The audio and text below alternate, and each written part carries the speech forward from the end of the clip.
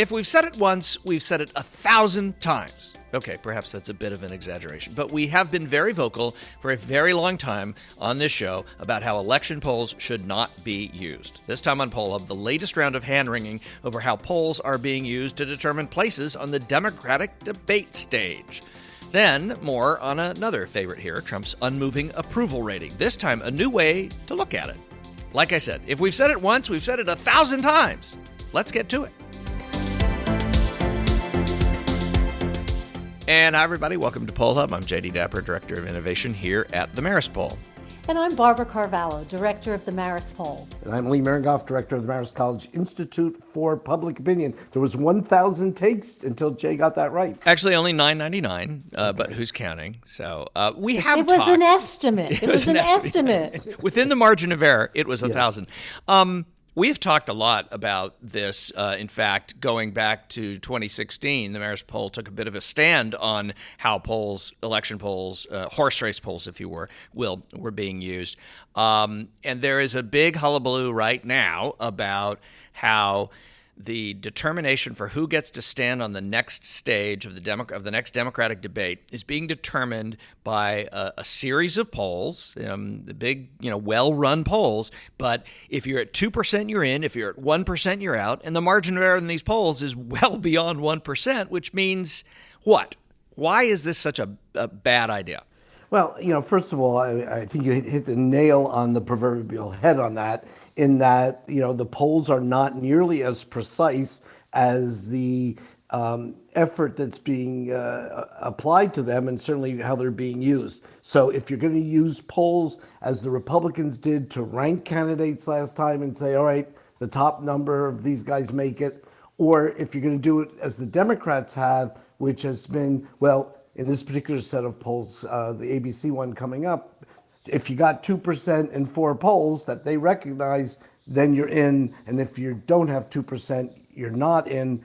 And the problem with that is not only is the margin of error way beyond the precision that these polls are being used for, but not all polls are done equally. In fact, none of them are done exactly the same. And you certainly have polls that include undecided, and polls that include people who are leaning towards it, and polls that are including registered voters as opposed to likely voters, as opposed to whatever. You have state polls, you have national polls, and you have polls that are done on phone with live interviewers and other methods of collecting data. So you really have poll stew at this point, and yet they're sort of being equalized and said, okay, well, if you get 2%, you make it. Clearly, there are some folks who are making it and some are not making the cutoff. And I don't know if in statistics 1.4 is really different than 1.6, except that the 1.6 rounds up to 2 and the 1.4 doesn't. And one guy makes it, the other guy doesn't. And I think it's an issue of what polls as a tool actually are. Well, as Lee pointed out, this is a precision issue. Polls are estimates, and they really don't have the precision to be the kind of tool to be able to make those kinds of distinctions. For instance, you wouldn't want your dentist using a home drill to take out a cavity because it's just not the right tool. And in this instance, when the Democrats this time and the Republicans in 2016. And, we've seen this at the local level too. There's a need to try to make some kind of a cutoff in order to include, a multiple group of candidates, many of which can't fit on the same stage. But polls are not the answer. Yeah, and I just want to point out also that we've had some recent numbers.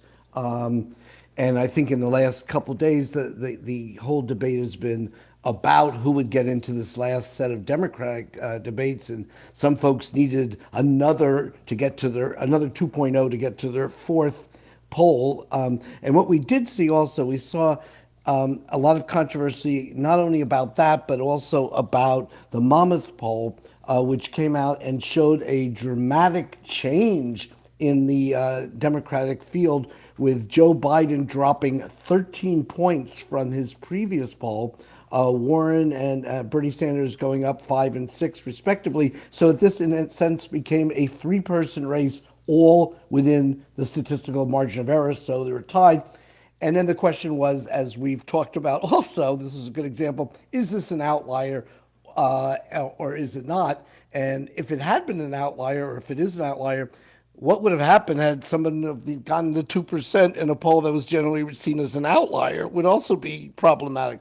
But what we have seen is that there have been polls since that came out from the Q poll in Suffolk that showed that, in fact, the Biden lead had not evaporated. It's still double digits, which is in keeping with the other polls. So the question becomes, when is an outlier an outlier? Patrick Murray at Monmouth has good methodology that he uses. I guess one of the criticisms of this poll is that there were only slightly fewer than 300 people included in his national sample of Democrats and independent leaning Democrats. And that creates a very wide margin of error and the potential for lots of swing back and forth. Isn't that the problem with all of these polls is that, yeah, a good survey goes out and gets between, 850 and 1,200 Americans. But then what you're really asking is how many Democrats support these? Well, so now you get Democrats, maybe they're a third of the sample. And you're down to 300 or 400 at the top end of people that you're trying to make a determination whether somebody's at 1 or 2%. And if you happen to call two people who are for John Yang and one person who is for Tulsi Gabbard, and then the next poll flips it around to 2 and 1 the other way, those numbers change, and they're not inaccurate. It's simply, as you pointed out, you're trying to like cut a diamond with a jackhammer. It doesn't work, and it shouldn't be. Polls should not be used this way.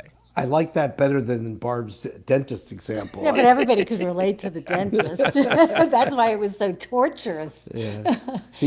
I guess Ariel Edwards-Levy, who's been on our program before from HuffPo, said, the real question is not whether this individual poll in Monmouth's case was right or wrong, but rather the obsession we're having with each individual horse race poll, in part to see who gets into the debate, but also to see if we can bleed out a little difference in some of these Democratic numbers to try to create a little action, when in fact it's been pretty steady state all along between Biden, Warren, and Sanders, with Kamala Harris and Mayor Pete sort of also, on the brink of getting into the top tier, and no one else really doing much of anything despite the 20 candidates. But guys, haven't we learned a long time ago in every prior election that whatever the polls show in September, it's very unlikely they're going to show that in November or January or February when Iowa, New Hampshire rolls around? I mean, we can all name candidates who were number one in September who weren't even in the race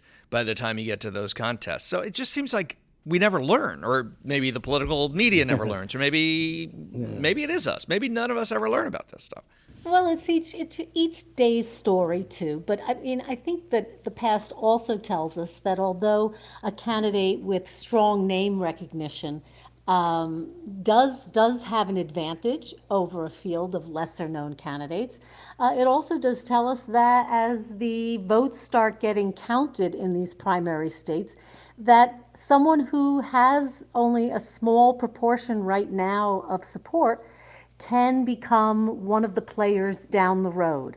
And I don't think that polls are necessarily a good test of somebody's political support, because these are, again, are national polls. Yeah. They're not polls done either in the person's own state or in the early primary states. So it's not really giving you a good sense of their political support, their campaign. And I just think there are better ways of doing that in terms of supporters, in terms of dollars raised, in terms of campaign on the ground. So I would put polls way down on the list of a useful criteria for determining anything that has an impact on who the Democrats or the Republicans may nominate as their presidential candidate. Good for issues, good for what's on voters' minds going into the primary season, not so hot for lining up the support of each one. As Barb said, and we talked about this last week with John Ralston from Nevada,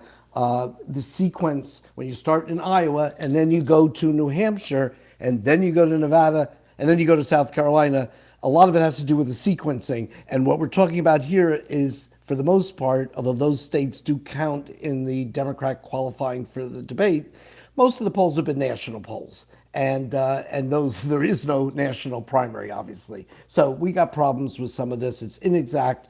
We're trying to make something into what isn't, and probably a bad use of polls. So another use of polls is to track trends, what people think over time about various things. And a trend that we have seen for the entire presidency of Donald Trump is for his approval rating to be stuck basically where it is.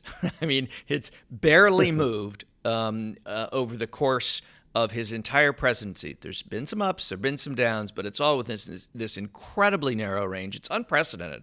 No president in modern polling history has ever been that way. And Harry Enton, our friend and our almost poll hub colleague, if we just had him on a few more times, I think we can give him an honorary spot as a co-host here. But he had a kind of an interesting way of looking at this, and we've talked about the thing that's happening, but he had an interesting way of looking at this. I think what is interesting that Harry did was he took a look at a number of probability-based polls that meet CNN's standards for being able to be broadcast and reported. And these are the top polls: Fox News, Gallup, Monmouth, NBC News, Wall Street Journal, the AP. And also, I believe the Q poll would add to this, which also just came out recently, but beyond Harry's analysis. And what he found was that, yes, Donald Trump had taken a little bump, but as you point out, Jay, it was still in the low 40s in most of these polls. And now he has come down a bit back to the high 30s, 40% range. And although these trends over time are interesting, he was trying to take a look at, should the White House be concerned about the fact that the president has such a narrow approval rating, and is this really going to have significant implications about his reelection prospects? Yeah, and I think one of the things that Harry Enton at CNN did, was he took all these other polls, added them up, got a combined sample of 6,000, which we would generally consider quality polls. And that, again, gives a sense of where the president is. And then if you look at it alongside the NBC Wall Street Journal recent numbers, and we've had also in our numbers about people who say they will definitely vote for President Trump's reelection or definitely not vote for him. President Trump is getting between, let's say high 30s, mid 30s to 40% on that question, with a majority at this point saying they're definitely not going to vote for his reelection. So that's where the White House needs to be concerned. You have a huge group of people who are definitely against you. You have maybe 35 to 40% who are in the president's camp, and you have a group, 15, 20% who may be still persuadable, but there's quite a gap between those who don't want the president reelected at this point and those who say they do. Of course, we don't have a Democratic candidate yet either. And also, I just might point out that winning the presidency, as we have learned, is not always a popularity contest. And these are national polls. They tend to count the larger states, which right now are mostly bluer states, more because of the larger population centers. And so re-election is going to be about an electoral college map, not necessarily about a popularity win for the president. Yes, So, President Gore and President Hillary Clinton would certainly attest to that. and so, yes, is it something to watch, to be concerned about for the White House, perhaps, but also it's going to define. It also defines and doesn't take into account the strategy of winning specific states. Yeah, I don't go ahead, think Jack. we can stress too much what you just said, Barb, because I think there is the possibility that the public slides into the same set of assumptions that were made in 2016 about polls, and they blame the polls for getting it wrong. The polls didn't get it wrong in 2016. We don't elect presidents by a popular vote. And so all this attention on his approval rating and people who will definitely vote against him, I mean, they're totally valid, and they're good markers for either side to be looking at, and you know they're looking at them. But until we have polls, reputable polls, the week before Election Day, or at least a few months before Election Day, in Wisconsin and Ohio and Dogville. Well, I am remote today, so that was Rosie just wanting to get in on the discussion. And she's not even under contract. So I mean, I don't know how we're going to do this. She wants to know when Marist is going to call her Yes, and ask her never been opinions. called. But until we get those polls, which you could run now, but they don't mean anything because it's so far out. This narrative that somehow he's deeply unpopular and really can't, it's really hard that he could win re-election is a fallacy. And it's one that I think it's partly our responsibility, and it's certainly the media's responsibility, to not let that happen again in 2016, where people make assumptions based on an incorrect reading of national polls and an incorrect understanding of how we elect presidents. One of the things I find really interesting also is the LA Times poll that said, regardless, in essence, of who you support, who do you think is going to win? Do you think Donald Trump's going to be reelected? And the majority say yes. So there's a sort of invincibility around Donald Trump, perhaps because he surprised a lot of people last time, and also because he's sort of been still got his swagger that people think he's going to win. Although, getting back to the NBC Wall Street Journal poll, 70% of the country still says they're angry about where things are. And so, the anger that got him into the White House still exists with voters. And the question is how much of it is still in his camp, and how much of it is, people now focusing on him and his administration. Re-election is different, obviously, than running as a challenger.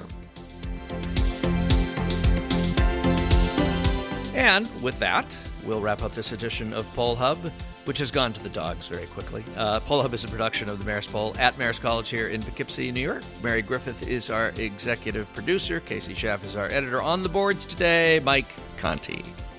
And we would also like to thank the Roper Center Archive at Cornell University, who provides us with the ability to look back in time at survey questions and results over the decades. And of course, a shout out to little Rosie Carvalho as well, who always has to try to get into the act. But Ziggy, Soji, and Teddy/Freddie Carvalho did not speak up, so I think they get extra food and treats today. The Mypo Kennel.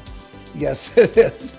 Yeah, and if we don't wrap soon, you're going to really hear what that sounds like. So let's then invite people to reach out to us quickly on social media, where we can find us at Marist Poll on Twitter or Marist Poll on Facebook, or however one does do these sorts of things. And of course, do not forget to subscribe, and we'll catch you next week. Thanks a lot.